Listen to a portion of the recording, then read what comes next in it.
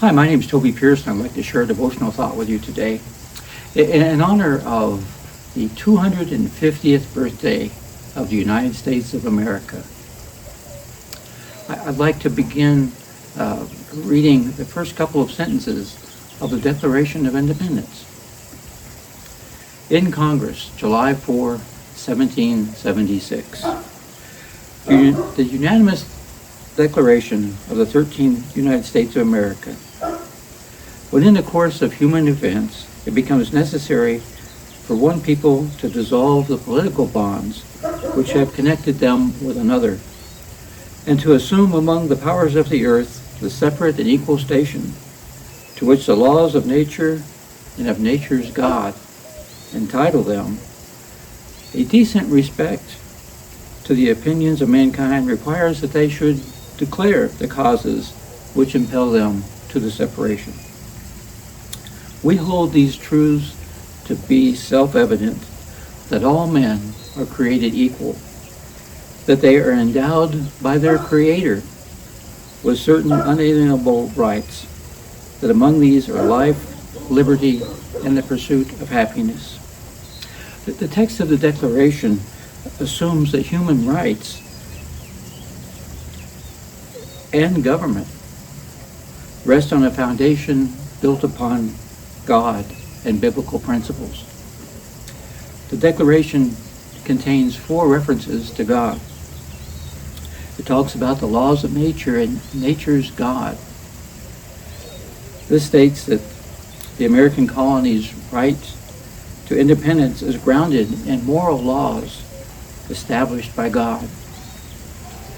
It states of the American people that they are endowed by their Creator with certain unalienable rights. Now, the phrase unalienable rights is often spelled today as inalienable rights. That means that rights that cannot be taken away, surrendered, or transferred, because they belong to a person by virtue of being human and being created in God's image. This is perhaps the most famous statement. It argues that rights such as life, liberty, and the pursuit of happiness are given by the Creator and not by governments. Because rights come from God, governments cannot legitimately take them away. The last paragraph begins with, "We therefore, the representatives of the United States of America in General Congress assembled, appealing to the Supreme Judge of the world." Appealing to the Supreme Judge of the world, the Declaration of Independence invokes God as the ultimate judge. And the last sentence of the Declaration of Independence contains the phrase, "with a firm reliance on the protection of divine providence." It expresses a trust that God oversees history and that His providential care takes care of us. Well, why does this matter? Well, the Declaration's logic works like this. God is the Creator.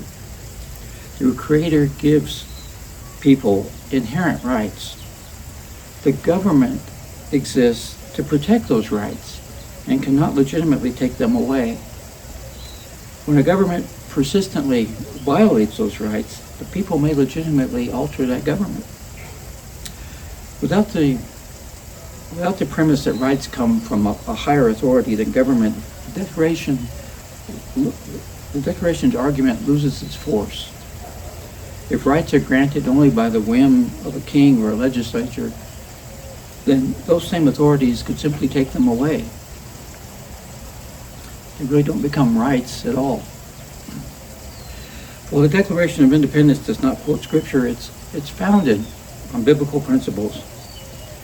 Human beings are created in God's image, giving them inherent and holy dignity and rights. Genesis 1:26 beginning, "Then God said, let us make man in our image, after our likeness, and let them have dominion over the fish of the sea, and over the birds of the heavens, and over the livestock, and over all the earth, and over every creeping thing that creeps on the earth. So God created man in his own image. In the image of God, he created him, male and female, he created them. The Declaration also assumes that God is the source of life. And we see that in what Paul said there in Athens in Acts 17, beginning of verse 24.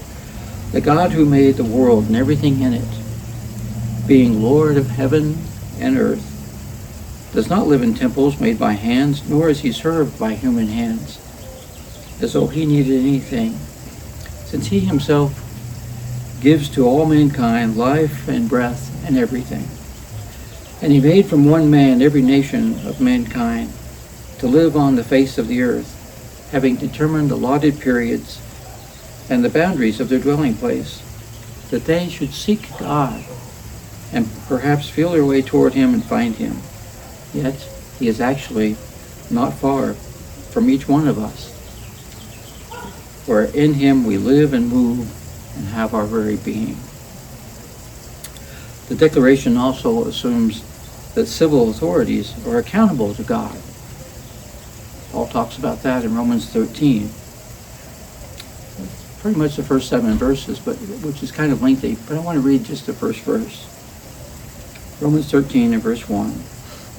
Let every person be subject to the governing authorities, for there is no authority except from God, and those that exist have been instituted by God. The Declaration of Independence clearly assumes a moral foundation, rooted in God as creator and judge. It presents human rights as gifts from the Creator rather than grants from the government.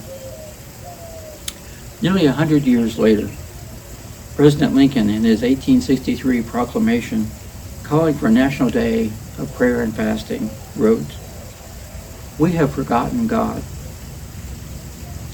We have forgotten the gracious hand which preserves us in peace. We have become too self-sufficient to feel the necessity of redeeming and preserving grace, too proud to pray to the God that made us. Have we forgotten the gracious hand which preserved us in peace? Have we become too self-sufficient to feel the necessity of redeeming and preserving grace, too proud to pray to the God that made us? Will you pray for America today? I hope you will, and I hope you have a blessed day." If you would like more information, or if you'd like to participate in our Bible studies and worship services, we would love to have you come join us at the Northeast Church of Christ in Albuquerque, New Mexico.